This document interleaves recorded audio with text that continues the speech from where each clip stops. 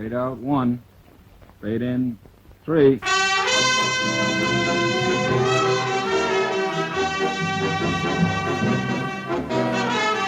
Pizza Flicks Television Division presents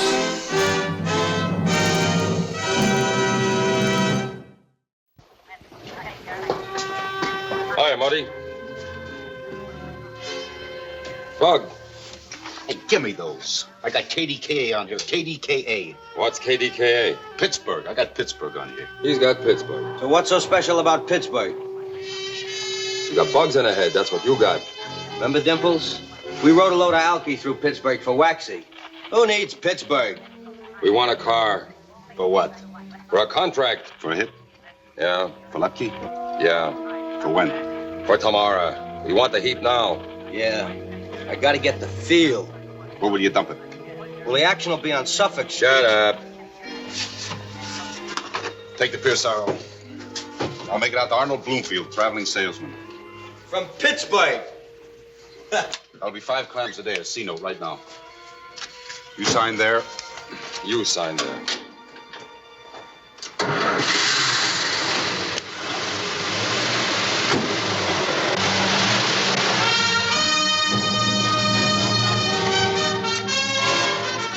Orchard, 500. Let me talk with Ruditsky. New York, the 20s. That strange and nightmarish time when the mobs left their prints on the guns, the victims, the times, and even on the language. Yes, they left their prints on the victims, the times, and perverted the language. Well, most of these mob characters were somewhat lacking in imagination, so they stayed pretty close to formula. Formula, execute the contract. The deal for a murder. Hit, the contract has been fulfilled. Participants, fingerman, cases, wheelman, triggerman, and always the hot car. Sometimes the hot car was stolen, but more often it was rented from an agency and then dumped after the hit. Muddy Kasoff ran a small car rental agency on Houston Street. He cooperated with the mobs through fear. We knew it. He also cooperated with us. Muddy'd never say much on the phone, just meet, usual place. That meant Schmolke's Palm Garden Restaurant. My name is Barney Ruditsky, Gangster Squad, Police Department, City of New York. My partner was supposed to meet me at Schmolke's at 7 that night. Muddy didn't show. Been here a half hour. I was held up on the Oswald squeal. Oh. Wrap it up? Yeah, admission. Said he'd be here 7 o'clock. He give you an idea of the rumble? Said might be some action tomorrow on Suffolk Street.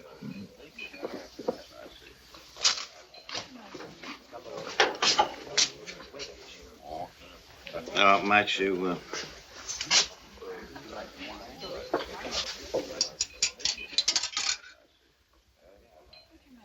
Orchard, 6616. Please.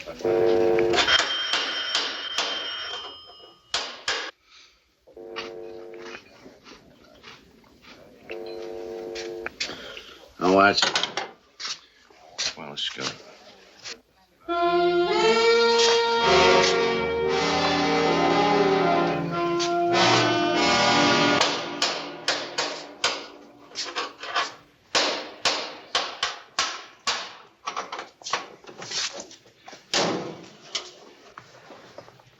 Yeah? Where's Muddy? I don't know. I ain't seen him since he left here this afternoon. Hasn't called in? He ain't called in. Any car rentals go out today? I don't know, not since I came in on 4 o'clock. You see Muddy leave? Around 5. Anybody with him? Nope, he just took off. What's the matter, huh? What's the matter? Take it easy, Buster. Take it easy. Dummy up.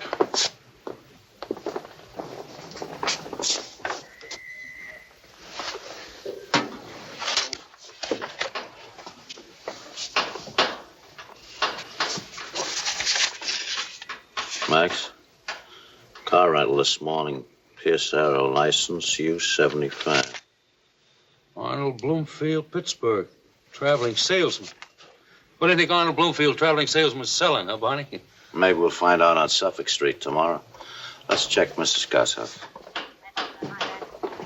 Hey, Barney. Yeah? Hey, I got KDKA, Pittsburgh. Well, great. If they know Arnold Bloomfield, ask them if they know what he's selling. You sure he don't call?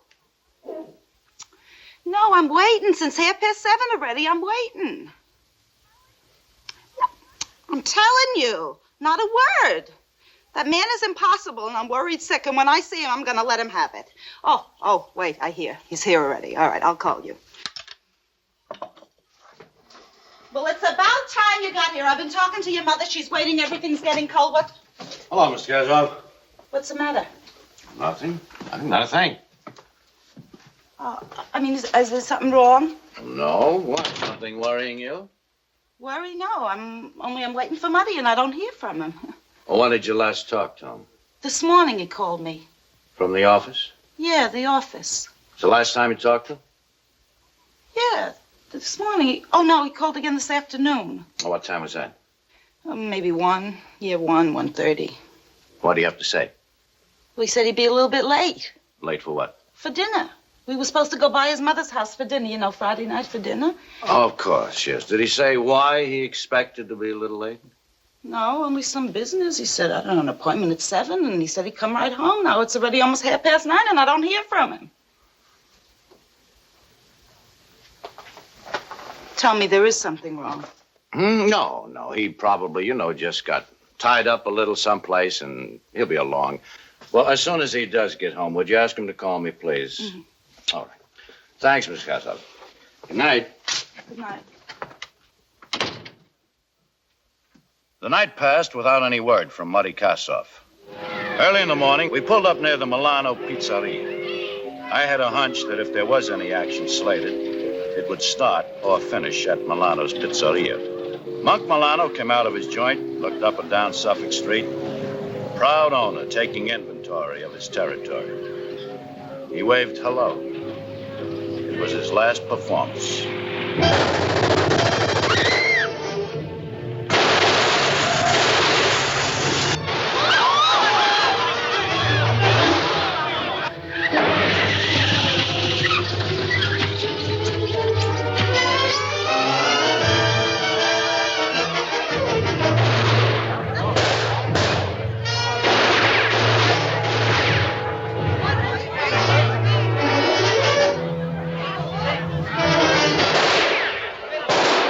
Discretion is the better part of valor. And even if Max and I didn't care for our own hides, we couldn't forget the possibility of some innocent people collecting the lead that was intended for us.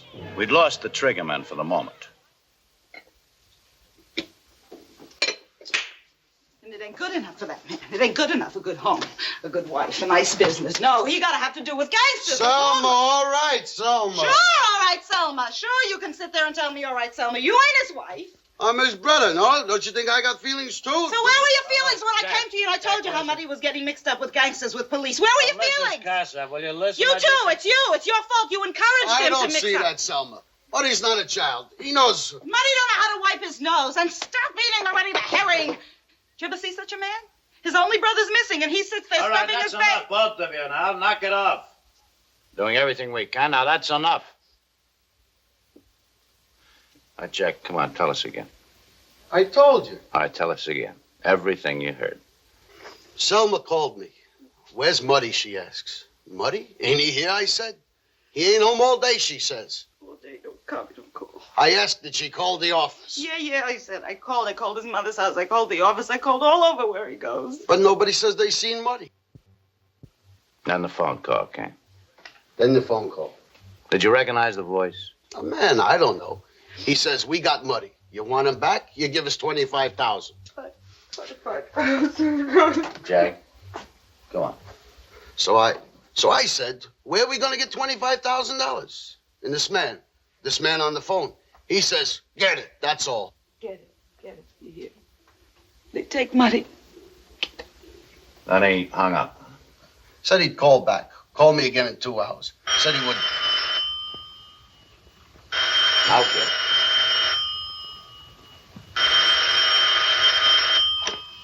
Hello? No, this is Muddy's uncle, Sam. Yes, Jack called me, told me about it. Mm-hmm. Tell me, what do you think we're going to get that kind of... Hello? No, wait, please, don't hang up. I'm sorry, we want to do business. Sure. We managed to get $17,000. Mm-hmm. Well, Jack got a hold of 6, my partner couple. I know you don't care where we got it. But the point is that... Oh, you do? Eh? Sure, anything you say. Right, exactly. Uh-huh. Yeah, I got it. Right, hello, thank you. Hello? Hello? They'll settle for the 17,000. But who are we going to... See, I didn't make the voice, but I'll bet it's one of those trigger men that did the job on Milano this morning. You want to make contact, huh? Yeah, put the money in a paper bag, give it to a cabbie. Tell him to wait on the corner of 11th Avenue, 51st Street. But where are we going to get the 17,000? Give me a bag and some newspapers, scissors, you know. Max, get over to Moishy's, borrow a cab, get yourself a hack badge, come right back here. You'll drive the cab. Right.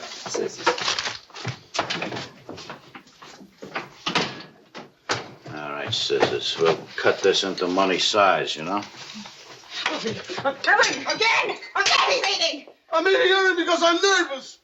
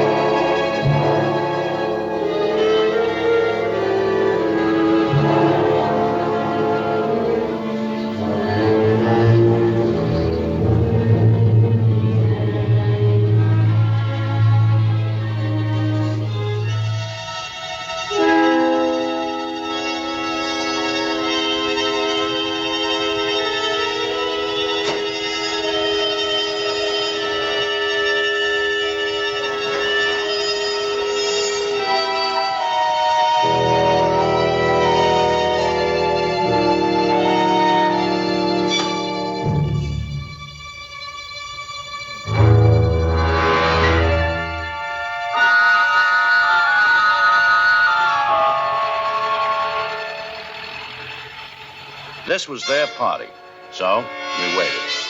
Northwest corner, 51st Street and 11th Avenue. I wouldn't have bought Muddy's life for 8 cents. But we might get a chance to grab the trigger men. Max was an impatient hacky. But then again, I wasn't exactly relaxed myself. No definite approach was made. We gave it almost an hour and a half.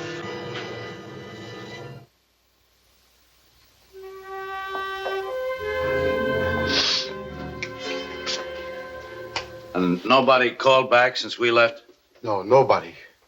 He's dead. I know Muddy's dead. Selma, please. What's the use? He didn't come. No, I wouldn't worry about it, Mrs. Kasoff. Could be maybe they knew you were police. Could be 100 reasons why they didn't make contact. They'll call back. Yeah, they got the money itch. I got a feeling they'll call back. Look, I need 3 questions. Questions? What kind of questions? Well, that only Muddy could answer. Questions? I haven't got much time. They may call back any minute. I know. The maiden name of Muddy's first wife. All right. Why do you have to bring her into this? Selma, please. Balin. Her name was Balin. Good. Now 2 more. 2 more. My mother's first name. These gangsters wouldn't know that. Her first name, Rachel. Good. Come on, hurry up. 1 more. What was Muddy and me fighting about last week? We was fighting about his first wife.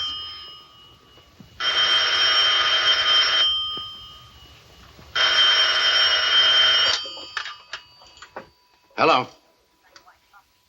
Yeah, this Sam again. What? No, I swear. No, there's no police there. We don't want the police. No, we just want to get Marty back again. Listen, don't you understand? Well, I got a little more money, $3,700. Yes, I'll put it with the 17,000. Yeah, well, I'll give you a note for the rest, every cent. Sure, but as a little favor, maybe you could bring Marty to the telephone. I'll say hello to him and, What? Oh. Yeah, I understand. Say, suppose I give you a couple of questions. You ask Muddy the answers, and then you come back, call me right here, give me the answers, huh? Yeah, then I send the money right away. First, what was Muddy's first wife's maiden name? Second, what was his mother's first name? Hello? Hello?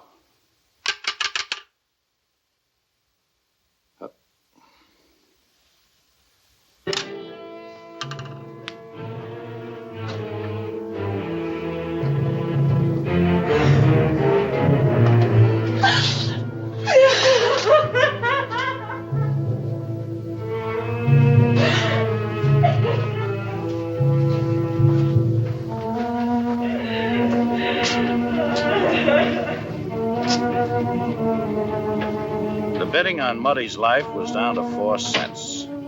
A couple of days later, Muddy's body was found. It had been delivered to a graveyard, but they hadn't taken the trouble to bury it. They draped him across the tombstone like he was a pigeon. They got their message across. We ran the investigation from the Monk Milano end. If we could put the arm on the triggers who cut Milano down, we'd have the killers of Muddy Kasoff. A week went by, no development. And we began to feel the case falling apart in our hands.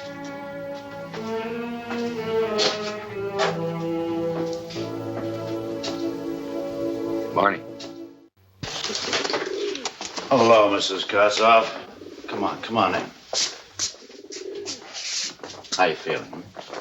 How am I feeling? How does a woman who lives with a man so many years easily go to work one morning just like every other morning, and then... Yeah, I know. It's rough, someone. Yeah, Barney, it's rough. Did you find anything yet? No, but we figured it must be tied in with the Milano killing, you know, where it got back to the Triggers or whoever gave him the contract that Muddy was, well, you know. Yeah, I know. But the money, I mean, it was like a kidnapping. I mean, if they was going to kill Muddy for that, why was they trying to get the money? Well, they got their orders to take Muddy, and well, probably figured they'd make a little score for themselves on the side, you know, hit the family for a few bucks. Then Muddy never had a chance, did he? No, son. Muddy never had a chance.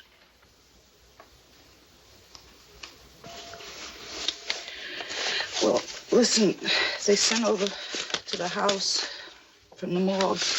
They sent over to the house Muddy's clothes. It was terrible. It was Muddy's vest. Barney, you remember how Muddy used to smoke all day and all night, one after another, like a chimney, those cigars? Yeah, what about him? Well, they was called El Flora. He would only smoke El Flora, remember? Yeah. Well, when I went through the pockets in the vest, I found cigar bands. Not El Flora, some cheap 5-cent cigar bands. And Muddy never saved cigar bands. So why would he put it in the pockets, in different pockets in the vest cigar bands? Go ahead, look. I didn't touch him. I left him exactly like I found him.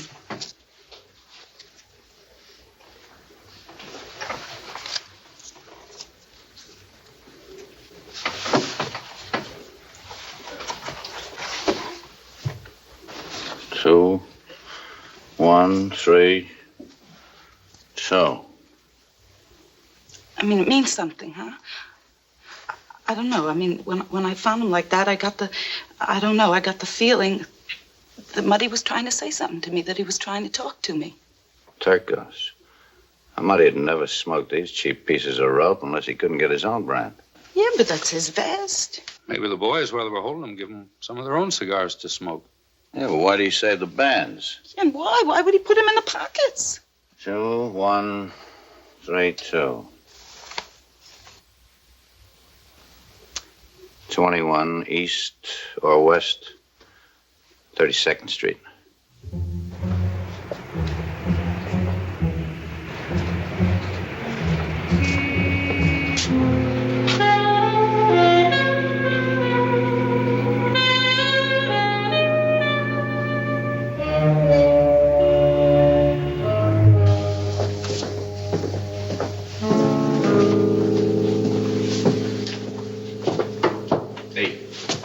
Barney Ruditsky. Yes, sir. Who had the duty here on Friday? That was the 14th. Me. I was on duty. You sure? Well, sure, I'm sure. I'm always on duty, 7 days a week. Do you know what they pay me in this Yeah, place? look, let me see the register for the 14th.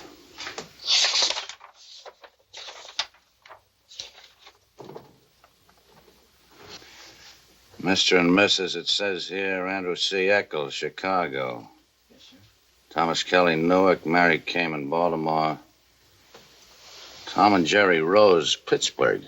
Yeah, they said they was brothers.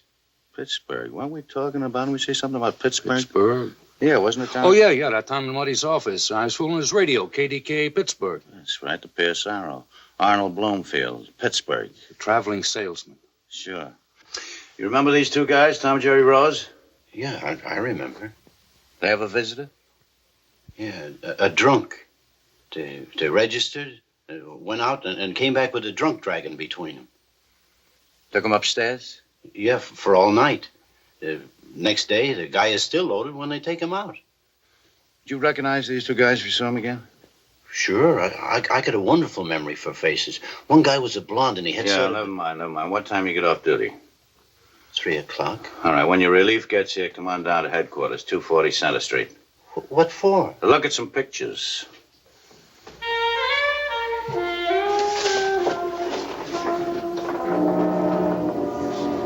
No, I don't know nobody on this page.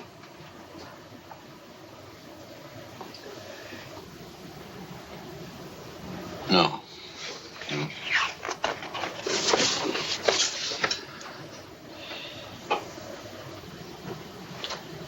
Hey, that's one of them.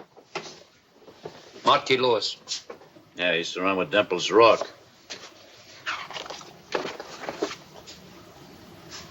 And that's the other one. Dimples.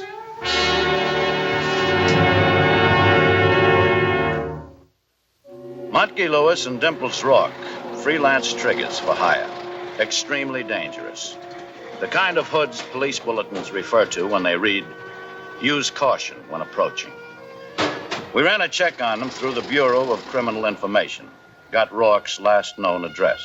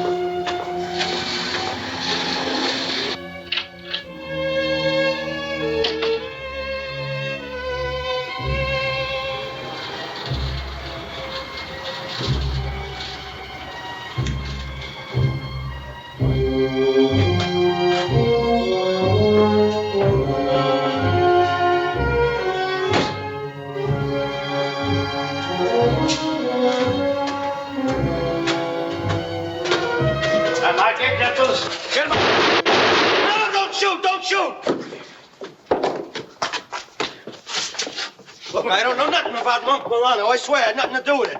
You can't make me on that one. You're right, Motke. Without Muddy Kasoff, we can't hang the Milano rap on you. But that's all right. You'll burn just as easily for Kasoff. Kasoff? I don't even know Kasoff. Oh, Motke, you're stupid. Don't you know once a man's an informer, he never stops being an informer, not even after he's dead? Turcos.